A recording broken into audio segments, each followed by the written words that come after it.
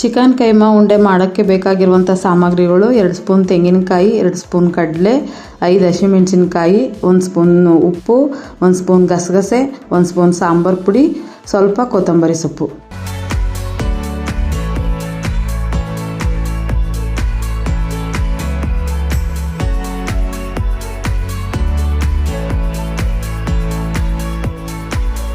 ನಂತರ ಕೈಮಾಗೆ cut ಮಾಡಿಸ್ಕೊಬಂದಿರುವಂಥ ಚಿಕನನ್ನು mixie ಜಾರ್ಗಳಿಗೆ ಹಾಕಿ ತರಿಯಾಗಿ ಸ್ವಲ್ಪ ರುಬ್ಬಿಕೊಳ್ಬೇಕು.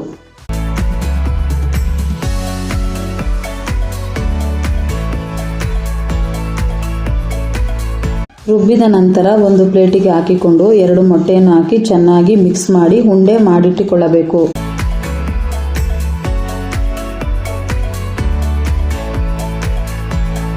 ನಾವು ಅರ್ಧ ಕೆಜಿ ಕೈಮಾ ಆ್ಯಂಡ್ ಅರ್ಧ ಕೆಜಿ ಚಿಕನ್ ಸಾಂಬಾರು ಮಾಡುತ್ತಿರೋದರಿಂದ ಸಾಂಬಾರಿಗೆ ಏನೇನು ಹಾಕಬೇಕು ಅಂದರೆ 2 ಈರುಳ್ಳಿ, 4 ಹಸಿಮೆಣಸಿಕಾಯಿ, 2 ಏಲಕ್ಕಿ, 5 ಲವಂಗ, 2 ಪೀಸ್ ಚಕ್ಕೆ, 1 ಟೀ ಸ್ಪೂನು ಗಸಗಸೆ, 10 ಕಾಳುಮೆಣಸು, 2 ಪೀಸ್ ಶುಂಠಿ, 1 ಕಪ್ ಕೊತ್ತಂಬರಿ ಸೊಪ್ಪು, 3 ಗೆಡ್ಡೆ ಬೆಳ್ಳುಳ್ಳಿ.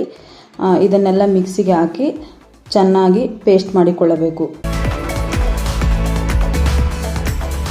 ಗ್ಯಾಸ್ ಮೇಲೆ ಒಂದು ಪಾತ್ರೆಯನ್ನಿಟ್ಟು 5 ಸ್ಪೂನ್ ಎಣ್ಣೆ ಹಾಕ್ಕೊಂಡು ಎಣ್ಣೆ ಕಾದ ನಂತರ 2 ಪೀಸ್ ಪಲಾವ್ ಎಲೆ, ಅರ್ಧ ಸ್ಪೂನ್ ಕಸ್ತೂರಿ ಮೇಥಿ, ಅರ್ಧ ಸ್ಪೂನ್ ಸೋಂಪು, 1 ಪೀಸ್ ಕಲ್ಲುವು, 1 ಮರಾಠಿ ಮೊಗ್ಗು, ಅನಾನಾಸು 1 ಹಾಕಿ ಚೆನ್ನಾಗಿ ಎಣ್ಣೆಯಲ್ಲಿ ಫ್ರೈ ಮಾಡಿ ನಂತರ ರುಬ್ಬಿಕೊಂಡಿರುವಂಥ ಮಸಾಲೆಯನ್ನು ಹಾಕಿ 10 ನಿಮಿಷ ಎಣ್ಣೆಯಲ್ಲಿ ಚೆನ್ನಾಗಿ ಫ್ರೈ ಮಾಡಬೇಕು.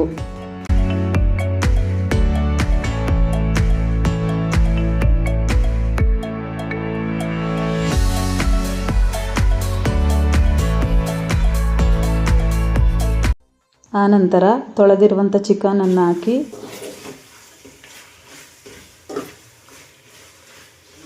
ಒಂದು ಸ್ಪೂನ್ ಅರಿಶಿನ, 1 ಸ್ಪೂನ್ ಉಪ್ಪು ಹಾಕಿ ಚೆನ್ನಾಗಿ ಎಣ್ಣೆಯಲ್ಲಿ ಫ್ರೈ ಮಾಡಬೇಕು.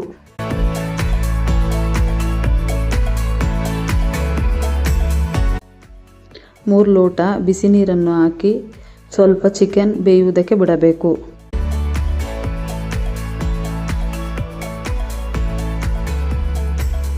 ನಂತರ ಒಂದು ಪಾತ್ರೆಗೆ 1 ಸ್ಪೂನ್ ಎಣ್ಣೆ ಹಾಕಿ ತೊಳೆದಿಟ್ಟುಕೊಂಡಿರುವಂಥ ಚಿತಕವರೆ ಕಾಳನ್ನು ಹಾಕಿ ಅರ್ಧ ಸ್ಪೂನ್ ಅರಿಶಿನ ಹಾಕಿ ಚೆನ್ನಾಗಿ 10 ನಿಮಿಷ ಎಣ್ಣೆಯಲ್ಲಿ ಫ್ರೈ ಮಾಡಿ ಇಟ್ಟುಕೊಳ್ಳಬೇಕು.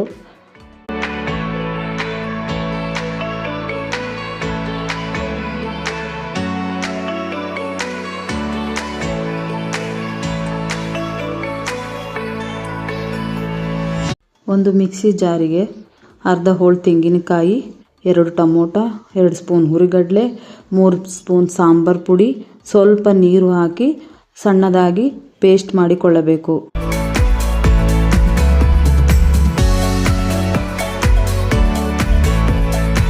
ರುಬ್ಬಿಕೊಂಡಿರುವಂಥ ಮಸಾಲೆಯನ್ನು ಹಾಕಿ ಮಿಕ್ಸ್ ಮಾಡಿ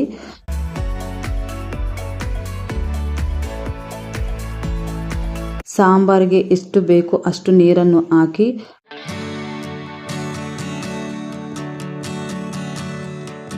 ಐದು ನಿಮಿಷಗಳ ಕಾಲ ಕುದಿಯಲು ಬಿಟ್ಟು ರುಚಿಗೆ ತಕ್ಕಷ್ಟು ಉಪ್ಪು ಹಾಕಿ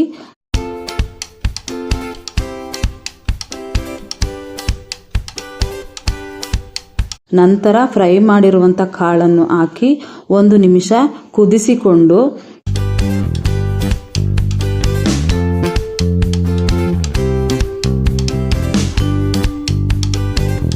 ಬೆಂದ ನಂತರ ಮಾಡಿಟ್ಟುಕೊಂಡಿರುವಂಥ ಉಂಡೆಗಳನ್ನು ನಿಧಾನವಾಗಿ ಸಾಂಬಾರ್ಗೆ ಹಾಕಿ 10 ನಿಮಿಷ ಕುದಿಸಿದರೆ ಚಿತ್ಕವರೆಕಾಳು ಕೈಮಾ ಚಿಕನ್ ಸಾಂಬಾರ್ ರೆಡಿ.